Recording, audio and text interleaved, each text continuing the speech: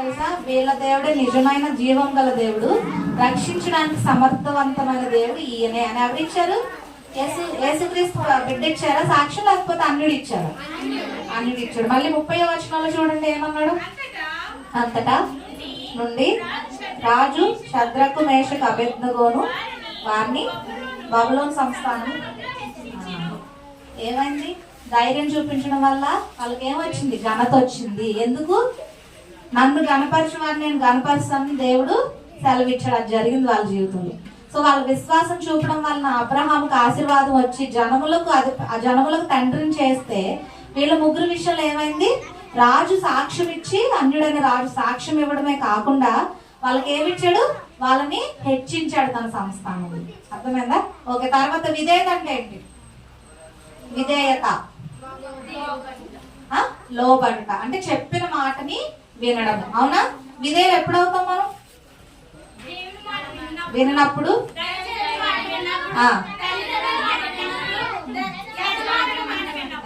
మీరు అన్ని కలిపే సరే, అది ఈ క్వశ్చన్ తో చెప్పిన సంబంధించిన ఆన్సర్ కాదు అది. అది ఎవరెవరికి మనం విధేయులై ఉండాలి ఆన్సర్. ఓకే. ఇక్కడ ఎవరికి విధేయులు ఎప్పుడవుతాం? ఆయన గురించి వినటం వలన, వేరే చెవిన ఆయన మాట చెవిన పడటం వలన. అవునా? ఇంకా బాధ, శ్రమ వలన. Very good. వీటి వల్ల మనం ఏమవుతామంట? దేవునికి విధేయులుగా ఉంటాము. ఇప్పుడు ఎవరికి విధేయులుగా ఉండాలి మనం? దేవునికి, దైవజనులకి, తల్లిదండ్రులకి, యజమానులు. అంటే మీరు జాబ్ చేస్తే మీ బాస్, లేకపోతే మీ టీచర్స్. అవునా? తర్వాత విధేయత చూపకపోతే ఏమవుతుంది? ఉగ్రత మన మీదకి వస్తుంది. ఇంకా నిత్య జీవం ఉండదు. ఓకే. విధేయత చూపిస్తే ఏమొస్తుంది? పరిశుద్ధాత్మ పొంది నీతిమంతులుగా తీర్చబడతాం, నిత్య రక్షణ. Very good. మర్చిపోరు కదా? మళ్ళీ అక్క సండే అడుగుతుంది, నువ్వు చెప్పాలి. సరేనా? సో ఈ ఫస్ట్ లెసన్ లో మనకు కావాల్సిన కీ పాయింట్స్ మనం నేర్చుకున్నాం. మనం చిన్నపిల్లలుగా మనం ఏ రకంగా జీవించాలని. అయితే ఇక్కడ ఇద్దరు యవనస్తుల గురించి మనం సాంగ్స్ నేర్చుకున్నాం కదా. ఒక ఆయన ఎవరు? యోసేపు. బాయ్స్ అసలు కనిపించడం లేదు ఇక్కడ. ఎక్కడికి వెళ్ళిపోయారు? Afternoon session. ఓకే. తర్వాత ఎస్తేర్. సో ఇద్దరు గురించి మనం కొన్ని విషయాలు నేర్చుకుంది. ఇక్కడ రిఫరెన్సెస్ నేనేమి మిమ్మల్ని తీయమని చెప్పను, ఎందుకంటే అంత ఒక అధ్యాయంలోనే నడుస్తుంది స్టోరీ మొత్తం. అయితే మీరు ఇక్కడ ఏం వినాలంటే, ఆ యవ్వనస్తులు ముఖ్యంగా వారి గురించి బైబిల్లో రాయబడడానికి వారి యొక్క ప్రవర్తన ఏ విధంగా ఉంది, దేవుని పట్ల విధేయత, విశ్వాసం కలిగి ఏ రకంగా జీవించడం ద్వారా వారు దేవుడికి ఇష్టలుగా ఉన్నారు. వారిని దేవుడు హెచ్చించాడు. యోసేపుని ఏం చేశాడు దేవుడు? ఏ విధంగా? రాజు కాదు, నెక్స్ట్ రాజు అంటే ప్రధానమంత్రిగా చేశాడు. మరి అది సామాన్యమైన విషయమా ప్రధానమంత్రి అనేది? ఎస్తేర్ని రాణిగా చేశారు. మరి అంత ఈజీని అంత మంది ఉంటే యూదుల్లో వీళ్ళిద్దరికి, అంటే వేరు కాలాలు రెండు, కానీ ఎందుకు యోసేపు ఘనత వచ్చింది? 12 మంది అన్నదమ్ములు ఉన్నారు వాళ్ళలో. ఈయన స్పెషల్ గా ఈయన సెలెక్ట్ చేయబడ్డాడు దేవుని చేత. శ్రమల గుండా వెళ్ళాడు, కానీ ఆయన ప్రధానమంత్రి అయ్యాడు. అలాగే ఎస్తేర్ కూడా చాలా దీన స్థితిలో ఉంది. తన తల్లిదండ్రులు కూడా లేరు. వాళ్ళు చాలా ఏమంటారంటే పూర్ ఫ్యామిలీ అని చెప్పొచ్చు, పేదరికం. అలాంటి ఫ్యామిలీలో నుంచి దేవుడు సెలెక్ట్ చేసి రాజు కుటుంబంలో అంటే రాణిగా చేసి యూదులందరినీ రక్షించే అంతటి ఘనత ఆమెకు దక్కింది. ఏ రకంగా ఇటువంటి ఘనతలు మనకు వస్తాయి అంటే, మనలో కొన్ని లక్షణాలు ఉండాలి. ఆ లక్షణాల వల్ల మనం దేవుని చేత సెలెక్ట్ చేయబడతాం. అయితే వీళ్ళిద్దరు స్టోరీలో ఎటువంటి లక్షణాలు మనం నేర్చుకోవచ్చో ఈ క్లాస్ లో మనం విందాం. సరేనా? అయితే మనకి యోసేపు గురించినటువంటి స్టోరీ ఎక్కడ స్టార్ట్ అవుతుంది అంటే, ఆదికాండం 37వ అధ్యాయం నుంచి మనకి స్టార్ట్ అవుతుంది. అవునా? అయితే ఇక్కడ యోసేపు ఎన్నో కుమారుడు? 11. అవునా? ఈయన ఓన్ బ్రదర్ ఎవరు? బెన్యామిన్ కదా, బెంజమిన్ ఆర్ బెన్యామిన్. సో వీళ్ళిద్దరు ఓన్ బ్రదర్స్, రిమైనింగ్ అంతా కూడా వాళ్ళకి అంటే కజిన్స్ అన్నమాట. అవునా కదా? సో అలా 12 మంది ఉన్నప్పుడు ఈయనకి చాలా చాలా వృద్ధాప్యంలో పుట్టడం వలన యోసేపు అన్న, బెంజమిన్ అన్న అంటే చిన్న పిల్లలు మనకి ఇష్టం అవుతారు కదా మన ఇంట్లో. ఇప్పుడు మనం కూడా 2-3 పిల్లలు ఉన్నాం అనుకో, కానీ ఎవ్వరు వినట్ల బుక్స్ చూడొద్దు, మీరు నాకు జస్ట్ వినండి. మనలో ఎవరిని మనం ఎక్కువగా ప్రేమిస్తాం, ఎక్కువ కేర్ తీసుకుంటాం? చిన్న పిల్లల్ని. అమ్మ మనం ఏదైనా అల్లరి చేస్తే పెద్దవాళ్ళు తిడుతుంది కానీ చిన్నపిల్లలు త్వరగా తిట్టరు కదా. అలా అని ప్రేమ లేనట్టు కాదు, కాకపోతే వాళ్ళని తక్కువ గద్దిస్తారు. అదే రకంగా యోసేపు విషయంలో ఏమైందంటే తను చిన్నవాడు కాబట్టి, వృద్ధాప్యంలో పుట్టాడు కాబట్టి వాళ్ళ తండ్రి అయిన యాకోబు అంటే ఇశ్రాయేలు ఆయన చాలా ప్రేమించాడు అనమాట. ప్రేమించి ఏం చేశాడు, విచిత్రపు టంగిని కుట్టించాడు. ఈ స్టోరీ మీకు అంత తెలుసు, జస్ట్ రీకాల్ చేద్దాం ఒకసారి. ఆ విచిత్రపు టంగిని కుట్టించినప్పుడు చాలా కలర్ఫుల్, విద్యార్ అంటే తెలుసు కదా, 7 కలర్స్ ఉంటాయి కదా. సో అలా కలర్ఫుల్ గా కుట్టించినప్పుడు ఏదో చిన్నపిల్లల ఆనందం వేరు ఉంటది, అది చూసుకొని మురిసిపోవడం అలా ఉంటది కదా. సో తను కూడా అలాగే ఉండేవాడు. కాకపోతే వాళ్ళ అన్నదమ్ములకి ఏమైందంటే కొంచెం అసూయ వచ్చింది. అసూయ వచ్చి ఏమనుకున్నారంటే మా నాన్నగారు అన్ని వీడికే చేయిస్తారు, మాకు ఏం చెయ్యరు అని ఒక రకమైన అసూయ పుట్టి వాడు చాలా పొగరుగా ప్రవర్తిస్తున్నాడు, ప్రౌడ్ గా ఉన్నాడు అని అనవసరంగా వాళ్ళే ఆలోచించుకొని తనను దూరం పెట్టడం చేశారు. ఇదొక రీజన్. ఇంకొక రీజన్ ఏంటంటే తను ఎప్పుడు కలలు కంటూ ఉండేవాడు. తనకి మొత్తం 2 కళలు వస్తాయి. ఎన్ని కళలు వస్తాయి? ఒక కళలో ఏమవుతుంది, ఒక కళలో సూర్యచంద్ర నక్షత్రాలు అన్ని కూడా తనకి మొక్కినట్టు. నన్ను బాయ్స్ ఇటు వచ్చేయండి, మా ఇక్కడికి వచ్చేయండి, రండి. ఇలా ముందు కూర్చోండమ్మా, రే ఇలా ముందు కూర్చోండి. పర్లేదు రండి, అక్కడ వద్దుమా, అక్కడ గాలి రాదు మీకు, ఇక్కడ వచ్చేసేయండి. వెనకాల కూర్చోండి, ఓకేనా? నెక్స్ట్ కాల్ ఏమొస్తుంది, పనలు. చేయాలలో పనలు కట్టించుతాం కదా, 11 పనలు ఏం చేసినాయి, 11 ప్లస్ ఈ 2 తల్లిదండ్రులు. ఆయన ఒక్క పన నిల్చుంటే దానికి గోడౌన్ అంటే మొక్కినట్టు పనలన్నీ పడిపోయినట్టు. ఆ పన ముందు ఇలా 2 కళలు వస్తాయి కదా. ఆ కళలు చెప్పినప్పుడు సర్లే చిన్న బాబు కదా ఏంటో సర్లే చెప్తున్నాడులే అని అనుకోకుండా వాళ్ళకి ఆల్రెడీ అసూయ ఉండడం వల్ల ఏంటంటే ప్రతిదీ వాళ్ళు నెగిటివ్ గానే అనుకుంటున్నారు అనమాట. సో మనం కూడా మన అన్నదమ్ములు అక్క చెల్లెలు ఉన్నారనుకోండి అన్న, ఓన్ గా ఉన్న వాళ్ళే అన్న వినండి, మనకు ఒక్కొక్కసారి చాలా కోపం వస్తుంది, కుళ్ళు వస్తుంది వాళ్ళ మీద. కానీ మీరు ఏం గుర్తుపెట్టుకోవాలి తెలుసా, ఇంట్లో చిన్న పిల్లలు కానీ పెద్దవాళ్ళు కానీ తల్లిదండ్రులతో గుర్తింపు పొందుతున్నారంటే వాళ్ళు ఏదో స్పెషల్ క్వాలిటీ ఉంటది. అర్థమైతే దాన్ని మీరు చూసి ఆహా మా తమ్ముడు ఇలా ప్రవర్తిస్తున్నాడు, మా చెల్లి ఇలా ప్రవర్తిస్తున్నారు, మా అక్క మన ఇలా ప్రవర్తిస్తున్నాడు, నేను కూడా ఆ రకంగా చేయాలని నేర్చుకోవాలి తప్ప వాళ్ళ మీద మీరు గ్రడ్జెస్ పెంచుకోకూడదు. ఓకేనా? సో ఆ రకంగా వెళ్తూ ఉన్నప్పుడు ఏమైందంటే వీళ్ళ తండ్రి ఆయనకి ఒక పని అప్పగించాడు. ఏం అప్పగించాడంటే 37:14 నేను చదువుతాను. వాళ్ళ తండ్రి ఏమన్నాడంటే, నీవు వెళ్ళి నీ సహోదరుల క్షేమమును మందక్షేమమును తెలుసుకొని నాకు వర్తమానం తెమ్మని అతనితో చెప్పాను. హెబ్రోన్లోకి పంపించాడు. అయితే ఎందుకు యోసేపుకి అది చెప్పాడు అని అంటే ఆయనలో ఒక క్వాలిటీ ఉంది, అదేంటంటే అబ్జర్వేషన్. ఏంటది? అబ్జర్వేషన్ అంటే చాలా పరిశీలిస్తాడు అనమాట. తను ఏ పన్నన్నా చెప్తే వెంటనే ఏం చేస్తాడంటే దానికి విధేయుడు అవడమే కాకుండా అసలు అది ఏంటి, ఎందుకు చెప్పారు, ఏం చేయాలి అనే అబ్జర్వేషన్ స్కిల్స్ అనేవి తనలో ఉన్నాయి. మనం కూడా ఏం చేయాలో తెలుసా, మనకి ఏదైనా ఒక పని చెప్పినప్పుడు అది చేసే ముందు ఇది ఎందుకు చేయాలి, దీన్ని చేయడం వల్ల ఏమొస్తుంది, అసలు ఏముందని మనం పరిశీలించాలి. సో ఈ క్వాలిటీని మనం వినాలి. మనం ఈ క్వాలిటీని యోసేపు నుంచి మనం నేర్చుకోవచ్చు. తర్వాత చెప్పగానే ఏం చేశాడు అతను, వాళ్ళ తండ్రి ఏం చెప్తాడంటే, నీ సహోదరులు శెకెములో మంద మేపుచున్నారు, నిన్ను వారి వద్దకు పంపేదని అన్నాడు. ఫర్ ఎగ్జాంపుల్ ఆ బాబు ఆడుకుంటున్నాడు అనుకోండి, ఆడుకుంటున్నప్పుడు తండ్రి పిలిచి వెళ్ళు అంటే ఎవరైనా మాట వింటారా? నేను ఇప్పుడు వెళ్ళను, నేను ఆడుకోవాలి, నేను పిలవను అని చెప్పడం, లేకపోతే నేను టీవీ చూసుకుని వెళ్ళను అని అంటాం కదా, సహజంగా వస్తుంది. వెంటనే లేచి ఎంతమంది చేస్తారు, మీ అమ్మ నాన్న చెప్పగానే ఎవ్వరు ఉంటారు సహజంగా. ఫస్ట్ ఏమొస్తుంది అంటే నేను ఇప్పుడు వెళ్ళను అంటాం, ఒక 2 మినిట్స్ తర్వాత వెళ్తాం, అంతే కదా. కానీ వెంటనే వింటామా? కానీ ఇక్కడ యోసేపు వాళ్ళ నాన్న చెప్పగానే ఏం చేశాడంటే వాళ్ళ అన్నయ్య వాళ్ళని ఏం చేస్తున్నారు కలవడానికి హెబ్రోన్ లోయలోకి వెళ్ళాడు. అవునా? సో ఇక్కడ మనం ఏం నేర్చుకోవచ్చు ఆయన నుంచి? విధేయత. అర్థమైందా? ఏం నేర్చుకోవచ్చు? ఫస్ట్ క్వాలిటీ ఏంటి యోసేపులో ఉంది? ఫస్ట్ క్వాలిటీ పరిశీలన. ఏంటి? అబ్జర్వర్, పరిశీలన. ప్రతిదీ పరిశీలించి ఆయన తెలుసుకుంటాడు, అబ్జర్వేషన్. తర్వాతది ఏం చూసాం? విధేయుడు, విధేయత చూసాం. అవునా? తర్వాత 39వ అధ్యాయంలోకి వచ్చినప్పుడు ఏమవుతుందంటే ఇక్కడ వాళ్ళ అన్నయ్య వాళ్ళు అతని మీద కోపం ఉంచి అతన్ని గుంటలో త్రోసివేసి చంపేద్దామని చూస్తారు. కానీ వాళ్ళ పెద్దన్న అయినటువంటి ఎవరు? పెద్దన్న ఎవరు? ఎవరు చంపొద్దని చెప్తుంది ఎవరు? యూదానా రూపేనా? కన్ఫ్యూజ్ అవ్వద్దు. ఎవరు చెప్పారు గుంటలో త్రోసేస్తే?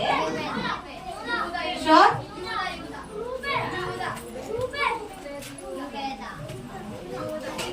చెప్పాలి, ఎవరు చెప్పారు? షూరా? తన సహోదరులు ఇక్కడ చూద్దాం ఒక్కసారి. మీకు కన్ఫ్యూజన్ ఉంది కదా. ఏమైందంటే రూబేన్ అతని తండ్రికి అతను అప్పగించి వారి చేతుల్లో పడకుండా అతను విడిపింపదలిచి రక్తము చిందింపుకడి అతని హాని ఏమీ చేయదని రూబేన్ చెప్పాడు. పెద్ద అన్నమాట ఇంటికి ఆయన పెద్ద. రూబేన్ చెప్పాడు ఏమని? చిన్నవాడిని చంపొద్దు, నేను సమాధానం చెప్పలేను నాన్నగారికి, మీరు గుంటలో పడేయండి అని అంటారు. తర్వాత ఇష్మాయేలుకి అమ్మేమని ఎవరు చెప్పారు?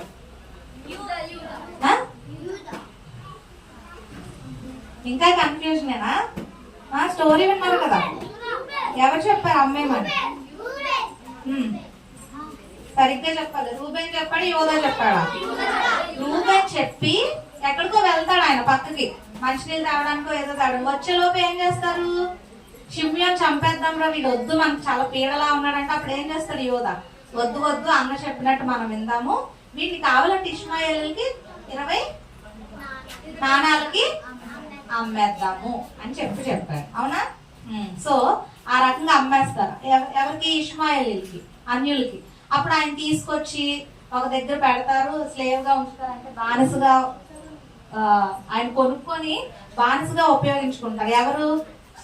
పోతీఫర్.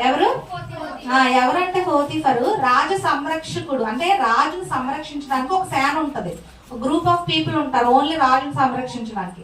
దానికి ఈయన అధిపతి, సేనాధిపతి అన్నమాట. అంటే కమాండర్ అనుకోండి.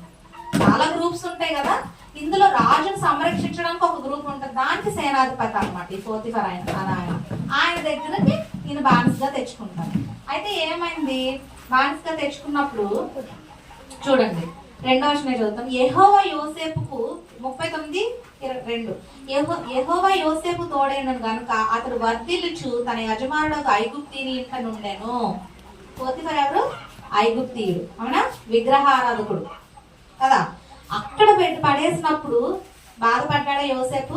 అందుకే యెహోవా యోసేపుకు తోడై ఉన్నాడు. అన్నలందరూ ద్వేషించిన, తల్లిదండ్రులు దూషించిన, వట్టి గుంటలో వేసిన, గట్టిగా సొమ్ముకి అమ్మ వేసిన ఎవరున్నారు? ఆయన తోడు దేవుడు ఉన్నాడు అన్నమాట. సో దేవుడు ఉండడం వల్ల ఏమైంది? ఆయనకు ఏమొచ్చింది? వర్ధిల్లడం కారణం. అంటే అభివృద్ధి, ఫ్లరిష్ అవుతా వచ్చాడు అన్నమాట. సో ఏం చెప్పొచ్చు అంటే ఆయన దేవుని కలిగి ఉన్నవాడు అని మనము నేర్చుకోవచ్చు. అవునా? ఏం నేర్చుకోవచ్చు ఆయన నుంచి? దేవుని కలిగి ఉండుట. ఫస్ట్ మనం పరిశీలన, అంటే మనం ప్రతిదీ అబ్జర్వ్ చేయాలి, తర్వాత విధేయత చూపించాలి, చెప్పగానే మాట వినాలి. అవునా? మాట విన్నాక అబ్జర్వ్ చేయాలి, తర్వాత దేవుని కలిగి ఉండాలి. మన ప్రతి పనిలో మనం ఏం చేసినా సరే దేవుని అడిగి ప్రార్థన చేసుకొని మనం ఆ పనిని స్టార్ట్ చేయాలి. సరేనా? తర్వాత ఆయనకున్న క్వాలిటీ చూడండి 6వ వచనంలో. ఒక్క నిమిషం. యోసేపు రూపవంతుడు సుందరుడునై ఉండెను. హీ వాజ్ వెరీ హ్యాండ్సమ్ అన్నమాట. మనకు కొంచెం అందం ఉంటేనే మనం చాలా ఎక్కువగా తయారయ్యి బాగా ఎక్స్పోజ్ చేయాలని చూస్తాం కదా. అది కామన్ ఉంటది కదా, ఎవరైనా ఉన్నారు ఈరోజు, ఆడపిల్లని మగపిల్లని. అవునా? కానీ ఆయన అంత సౌందర్యవంతుడు, రూపవంతుడు అయినా సరే తను చాలా హంబుల్నెస్, అంటే తగ్గింపు జీవితాన్ని కలిగి ఉన్నాడు. అతనికి ఇక్కడ ఒక శ్రమ వచ్చింది, ఒక ఆపద వచ్చింది. ఏం ఆపద తెలుసా? పాపం చేయడానికి ప్రేరేపించేటటువంటి ఒక శక్తి పనిచేసింది అక్కడ. అయినా సరే ఆ పాపానికి ఆయన లోబడలేదు. అవునా? సో నెక్స్ట్ తర్వాత 48లో చూస్తే, వారు మేము కలకంటివి వాటి భావం చెప్పగల వారు ఎవరు అంటే, కళల భావం చెప్పేటటువంటి ఒక వరాన్ని కలిగి ఉన్నాడు ఆయన. ఏముంది ఆయనకి? వరము. మనకు కూడా కొన్ని వరాలు ఇస్తాడు దేవుడు. ఏంటి? పాటలు పాడటము, మ్యూజిక్ ప్లే చేయడము, రిఫరెన్స్ క్విక్ గా తీసి చదవడము, తప్పులు లేకుండా వాక్యాన్ని చదవడము, వాక్యాన్ని చెప్పడము, ఓకే, సువార్త చెప్పడం, ఇలాంటి చాలా వరాలు ఉన్నాయి. కొంతమంది ప్రవచన వరాలు ఉంటాయి, కొంతమంది కళలు వస్తాయి, కొంతమంది దర్శనాలు వస్తాయి, ఇలా చాలా ఉన్నాయి ఆత్మ వరాలు. అవి ఎలా పొందుకుంటామంటే, మనం ప్రార్థించినప్పుడు దేవుడు ఇచ్చినటువంటి ఆ తలాంతుని మనం దేవుని కొరకే ఉపయోగించాలి, లోకం కొరకు ఉపయోగించుకోవాలి. సరేనా? సో అదే రకంగా ఈయనకి ఏమొచ్చిందంటే కళల భావం చెప్పే వరము ఈయన కలిగి ఉన్నాడు. తర్వాత 50, 19, 20లో చూస్తే కనుక లాస్ట్ వర్సెస్, అంటే వాళ్ళ అన్న వాళ్ళు వస్తారు, మీకు తెలుసు ఇంకేమైందో స్టోరీ ఏమవుతుంది. ఆయన జైల్లో పెడతారు 2 years. అక్కడ బ్రెడ్ ఇచ్చే రాజుకు బ్రెడ్ ఇచ్చే ఒక అతను, వైన్ ఇచ్చే ఒక అతను, ఇద్దరు ఉంటారు. వాళ్ళ కలలు చెప్తాడు. అందులో బ్రెడ్ ఇచ్చే అతను చనిపోతాడు, ఉరివేయబడతాడు. వైన్ ఇచ్చే అతను అంటే ద్రాక్ష రసం పంచే అతను బయటకు వస్తాడు. బయటకు వచ్చినప్పుడు మీరు నా గురించి రాజుగారికి చెప్పండి అయ్యా అనేసి ఏమంటాడు, యోసేపు అడుగుతాడు కదా ఆయన్ని. అడిగినప్పుడు ఆయన మర్చిపోతాడు. మళ్ళీ రాజు కల వచ్చినప్పుడు ఈ కలభావం ఎవరైనా చెప్పగలుగుతారా అని అన్నప్పుడు ఈయన తీసుకొచ్చినప్పుడు ఈయన భావం చెప్పి ఏమవుతాడు, రాజు దృష్టిలో పడతాడు. ఇంకా ఆ రకంగా ఆయన వృద్ధి పొందుతాడు, ప్రధానమంత్రి అవుతాడు. తర్వాత వాళ్ళ సహోదరులు వస్తారు. ఇలా ఈ స్టోరీ మొత్తం మీకు తెలుసు. వచ్చినప్పుడు వాళ్ళ మీద కక్ష తీర్చుకున్నాడా? ఏమన్నాడు చూడండి ఒక్కసారి. 50, 19, 20లో యోసేపు వాళ్ళ అన్న వాళ్ళు భయపడిపోతున్నారు. బాబోయ్ ఇప్పుడు మా తమ్ముడు ఇంత పొజిషన్ లో ఉన్నాడు, ఇప్పుడు మా మీద గ్రడ్జ్ తీర్చుకుంటాడు, రివెంజ్ తీర్చుకుంటాడు అని భయపడుతున్నప్పుడు ఆయన ఏం చెప్తున్నాడంటే, భయపడుకుడి, నేను దేవుని స్థానం అందున్నానా? మీరు నాకు కీడు చేయని ఉద్దేశించితే గాని నేటి దినమున జరుగుచున్నట్లు అనగా బహు ప్రజలను బ్రతికించినట్లుగా అది మేలుకే దేవుడు ఉద్దేశించెను. అంటే ఆయనకు జరిగినటువంటి ప్రాబ్లం లో కూడా ఆయనకి ఎంత బాధ కలిగినా వాళ్ళని ఏం చేయగలిగాడు, ఆయన క్షమించగలిగాడు. అర్థమైందా? ఇప్పుడు మొత్తం ఎన్ని క్వాలిటీస్ చూసాం మనం? 4 ఎన్ని చూసారు? ఫస్ట్ వన్ ఏంటి, మీరే కౌంట్ చేద్దాం. First one okay. Next 3rd దేవుని కలిగి ఉంటా. 4th రూపవంతుడు, అది కూడా ఒక ఫీచరే కదా. నెక్స్ట్ రూపవంతుడు, సౌందర్యవంతుడు అన్ని ఒకటే. నెక్స్ట్ కళల భావం చెప్పేవాడు. 6th క్షమించే గుణం కలవాడు. ఇంకా చాలా ఉన్నాయి కానీ నేను 6 తీసుకున్నాను. సో ఇవి కూడా ఈ క్వాలిటీస్ మీలో ఉన్నాయో లేదో మీరు చెక్ చేసుకోవాలి. ఎంతమందికి అవుట్ ఆఫ్ 4 ఉన్నాయి? ఈ 6లో అట్లీస్ట్ 4 ఉన్నాయా? 3, 2 అసలు ఏమో 0నా? ఓకే 0 అయినా పర్లేదు. దేవుని ప్రార్థించినప్పుడు మీకు ఒక విషయం చెప్తాను. సౌందర్యము, అందము అనేది పైకి అపీరెన్స్ అంటే పైకి కనిపించే అందాన్ని దేవుడు ఎప్పుడు కూడా దాన్ని అందంగా మన బైబిల్లో చెప్పబడలేదు. ఏంటో తెలుసా? అంత సౌందర్యం అంటే ఆత్మీయ సౌందర్యాన్ని దేవుడు ఇక్కడ వర్ణించడం జరిగింది. అంటే ఎవరైతే ఆత్మీయ సౌందర్యాన్ని కలిగి ఉంటారో వాళ్ళు నిజమైన రూపవంతులు, గుణవంతులు అని బైబిల్లో చెప్పబడి ఉంది. మేబీ ఇక్కడ లిటరల్ గా చూసుకుంటే ఆయన చాలా హ్యాండ్సమ్ అయి ఉండొచ్చు, కానీ ఆత్మీయ అర్థం తీసుకుంటే కనుక అతను దేవుని కలిగి ఉన్నాడు కాబట్టి ఆయన సౌందర్యము, రూపము అంటే ఆ ఫేస్ లో గ్లో అనేది, ఆ ఆత్మీయ సౌందర్యం అనేది మేబీ కనిపించుండొచ్చు. అర్థమైందా? సో ఆ రకంగా ఆయనలో ఉన్న క్యారెక్టరిస్టిక్స్ చూసాం. ఈ క్వాలిటీస్ వల్ల ఆయనకి చాలా ప్రాబ్లమ్స్ వచ్చినప్పుడు ఆయన ఏ విధంగా ప్రతిస్పందించాడు దానికంటే ఆయన రియాక్షన్ ఏంటో ఒకసారి చూద్దాం. మనము ఆదికాండంలో 37:13లో చూసుకున్నాం. వాళ్ళ డాడీ పిలిచి ఏం చెప్పారు యోసేపుకి, నువ్వు వెంటనే వెళ్ళి మీ అన్నయ్య వాళ్ళు హెబ్రోన్ లోయలో ఉన్నారు, వెళ్ళి అక్కడ గొర్రెలు ఏ విధంగా కాస్తున్నారో లేదో చూడని పంపించారు కదా. వెంటనే విన్నాడు మాట, సమయం తీసుకున్నాడు, వెంటనే మాట విన్నాడు. అవునా? తర్వాత ఆవిడ ఎవరైతే 44 భార్య ఉంటుందో ఆవిడ ప్రేరేపిస్తుంది పాపం చేయడానికి. అవునా? పాపానికి లొంగాడు ఆయన, టెంప్ట్ అవ్వలేదు. ఆయన ఏం చేశాడు, పాపం నుండి పారిపోయాడని అని యోసేపు గురించి చెప్పబడుతుంది బైబిల్ గ్రంథంలో. ఆయన అంట పాపం నుంచి పారిపోయాడంట. దైవజనులు మనకి ఏమన్నా వాక్యం చెప్పినప్పుడు కూడా యోసేపుతోనే మనల్ని పోలుస్తాడు యవ్వనస్తులు. ఏమనంటే యోసేపు ఏ విధంగా పాపం నుండి పారిపోయాడో మీరు కూడా ఆ పాపం నుంచి పారిపోవాలి. మీకు ఒక విషయం చెప్తాను నాన్న, ఎప్పుడైనా పాపం జరుగుతున్నప్పుడు మన ఎదురుగున్న మన పక్కన అది నన్ను ఏం చేయలేదులే, నేను ఇక్కడే ఉండాలి, ఏం ప్రాబ్లం లేదు, నేను కరెక్ట్ ఉంటే చాలు కదా, ఆ పాపం నన్ను ఏం చేస్తుందని అనుకోకూడదు.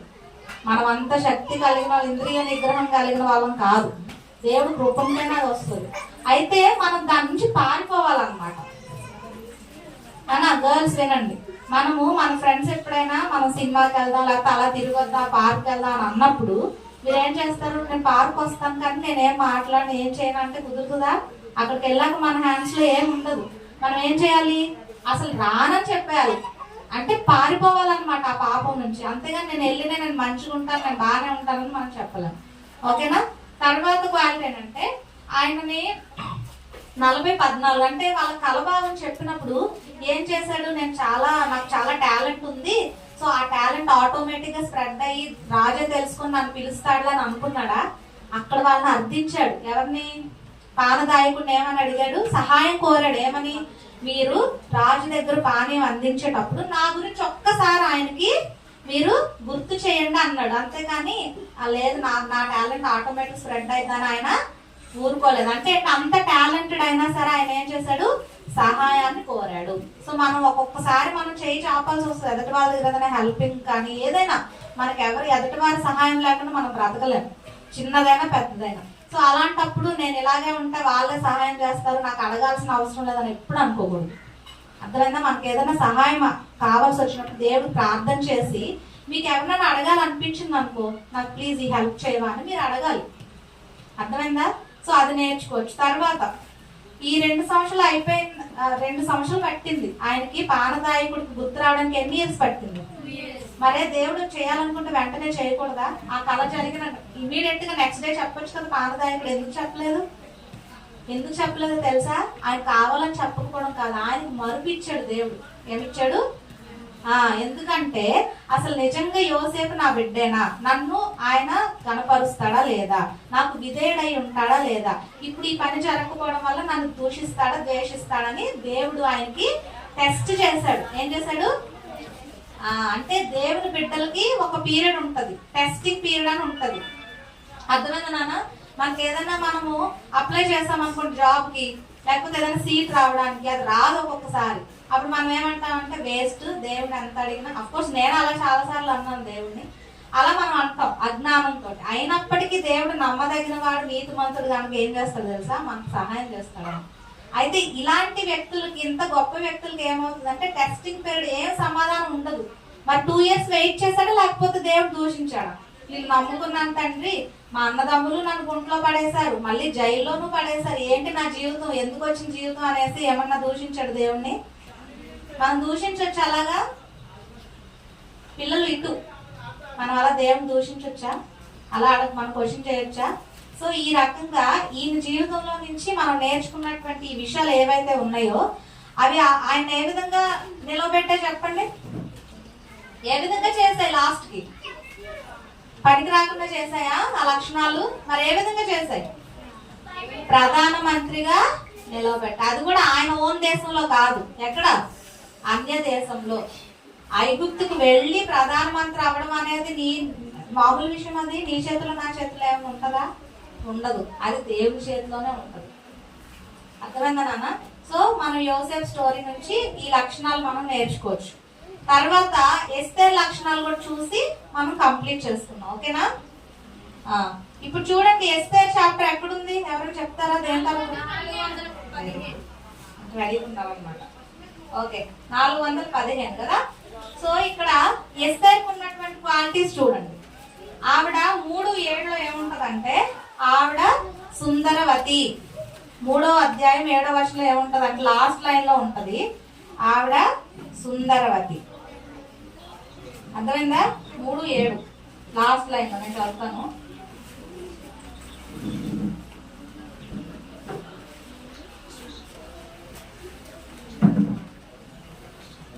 ఓకే సర్లే. ఓకే, నెక్స్ట్ ఆవిడ తగు మాత్రపు అలంకరణ కోరదగింది. అంటే ఆవిడకి సెలెక్ట్ అయిపోయినాక, రాణిగా అయిపోయినాక రాజుగారిని కలవాలంటే వాళ్ళు అలంకరించుకొని వెళ్ళాలి. నాన్న ఆ రోజుల్లో రాజుగారి దగ్గరికి ఎలా పడితే అలా వెళ్ళకూడదు, అలంకరించుకొని చాలా అందంగా అలంకరించుకొని వెళ్ళాలి. అప్పుడు కూడా రాజు ఏం చేస్తాడంటే ఒక దండాన్ని చూపిస్తాడు, రాజు దండాన్ని. అంటే నేను నీతో మాట్లాడడానికి ఇష్టపడుతున్నాను, అది చూపించలేదు అనుకో ఇంకా ఆవిడతో మాట్లాడటం. అలా చాలా మంది రాణులు ఉంటారు రాజుకి. ఆ రాణుల్లో ఆయన కలవాలి అన్నప్పుడు ఆవిడ సుందరంగా అలంకరించుకొని వెళ్ళాలి. అయితే ఈమె ఎలా వెళ్తుందో తెలుసా? 2వ అధ్యాయం 15వ వచనంలో ఆమె హేగే నిర్ణయించిన అలంకారం గాక ఆమె మరి ఏమీ కోరలేదు. అంటే చాలా సింపుల్ గా రెడీ అయ్యి ఆమె వెళ్ళింది. అర్థమైందా? తర్వాత 4:4లో చూస్తే, నాకు మీకు ఈ స్టోరీ తెలుసు కాబట్టి నేను జస్ట్ తెలుసా స్టోరీ ఎస్తేర్ గురించి? ఓకే, ఎస్తేర్ పేరు అసలు పేరు ఏంటి? ఎస్తేర్కి ఇంకొక పేరు ఉంది, ఏంటది? అదస్సా. Very good. ఎస్తేర్కి ఇంకొక పేరు అదస్సా. వాళ్ళ కజిన్ ఎవరు? యాక్చువల్గా ఆయన కజిన్ బ్రదర్, కానీ మనకి పిన్న తండ్రి అని అంటారు. ఎందుకంటే ఆమె అక్కడ మన బైబిల్ ఏముందంటే ఎస్తేర్ ని కూతురిగా ఆయన పెంచాడు అని ఉంటది అనమాట. అందుకని పిన్న తండ్రి అని పాడాం మనం కూడా సాంగ్ లో. సో ఎవరు ఆయన ఎవరు? మొద్దకాయ. ఓకే. ఆ రాజు పేరు ఏంటి? ఏ సంస్థానాధిపతి ఆయన?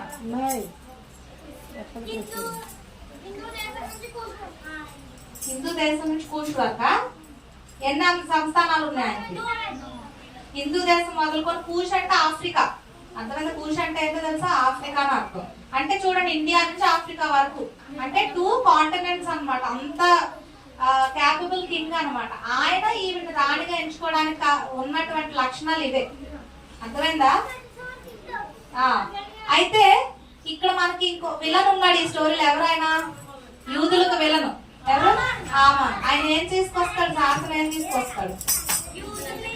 యూదులు చంపాలని ఒక శాసనం తీసుకొస్తాడు కదా. అప్పుడు ఏం చేస్తుంది? మొద్దుకాయ చాలా బాధపడతాడు. అవునా? అప్పుడు మొద్దుకాయ ఏం చేస్తాడంటే ఎస్తేర్ దగ్గరికి ఒక వర్తమానం పంపుతాడు. నువ్వు ఏ రకంగా సంతోషంగా ఉండగలుగుతున్నావు కోటలో, మన యూదులందరూ ఇబ్బంది పడుతుంటే వాళ్ళు చంపేపోతున్నాడు అన్నప్పుడు ఆమె ఏం చేసింది? నేను రాణైపోయాను, నేను ఇంకేం పట్టించుకోవాల్సిన అవసరం లేదు, ఐఎమ్ హ్యాపీ అందా? అనలేదు. ఏమంటే తెలుసా? 4:4లో 4వ అధ్యాయం 4వ వచనంలో ఏమంటదంటే, ఎస్తేర్ యొక్క పనికత్తులు ఆమె దగ్గర నుంచి షండులు వచ్చి జరిగిన దానికి ఆమె తెలియజేయగా ఆమె గొప్ప మనోవిచారం కలిగినదై ఉంటది. మనోవిచారం అంటే బాధపడుతూ ఉంటది అన్నమాట. అర్థమైందా? ఇంకొక 5 minutes లో నేను ఫినిష్ చేస్తాను. మీరు ఎలర్ట్గా ఉండాలి. క్వశ్చన్స్ అన్ని ఇందులో వస్తాయి. ఓకే. సో ఆ మనోవిచారం కలిగిందా ఏం చేస్తుంది తెలుసా?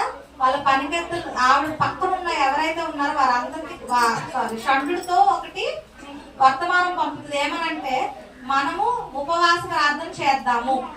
ఏంటి? ఎందుకని ఉపవాస ప్రార్థన? మామూలు ప్రార్థన చేయొచ్చు కదా.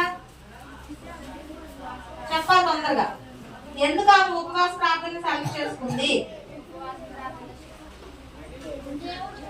నీవు పోయి షూషన్ నందు కనబడిన యూదులందరినీ సమాజ మందిరం సమకూర్చి నా నిమిత్తం ఉపవాసం ఉండి 3 దినముల అన్నపానములు చేయకుండుడి అని చెప్పింది.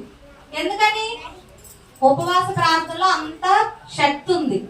నార్మల్ గా ప్రార్థన చేయొచ్చు కదా. మనం తినేసి ప్రార్థన చేసినప్పుడు మన శరీరం ఏం కోరుకుంటుంది తెలుసా? రెస్ట్ కోరుకుంటుంది. కానీ ఎప్పుడైతే ఉపవాసం ఉంటావో శరీరం అనేది చాలా ఏమంటారు, దీనస్థితికి వెళ్తుంది. అవునా? తగ్గింపు అనమాట. అంటే శారీరకంగా తగ్గించుకున్నాం మనము, అట్ ద సేమ్ టైం మానసికంగా కూడా మనం తగ్గించుకొని మనం దేవుని కొనియాడినప్పుడు, ప్రార్థించినప్పుడు అది చాలా శక్తివంతమైనదని ఆమె నమ్మి ఆమె ఏం చేసింది? ఉపవాస ప్రార్థనా శక్తిని తెలుసుకోనగలిగి ఉంది. అవునా? అయితే తను ఏం చేసింది? తన వారి కొరకు కావాలంటే తన ప్రాణం కూడా పెట్టడానికి తను రెడీ అయింది. అవునా కదా? తను ఇప్పుడు వెళ్తుంది రాజు దగ్గరికి. ఆ కన్వే చేసినప్పుడు సరిగ్గా కన్వే చేయలేదు అనుకోండి, రాజు ఏమైనా చేయొచ్చు, ఆగ్రహానికి ఏమైనా అవ్వచ్చు. అవునా? ఇప్పుడు వస్తి అనే రాణినే పక్కకు పెట్టేశాడు రాజు. ఎందుకని? నా వచ్చిన సంస్థానంలో ఉన్న అందరికి నిన్ను నువ్వు కనపరుచుకో అంటే వస్తి రాణి నాకు ఇష్టం లేదు అన్న. అందులో తప్పే ఉంది యాక్చువల్ గా.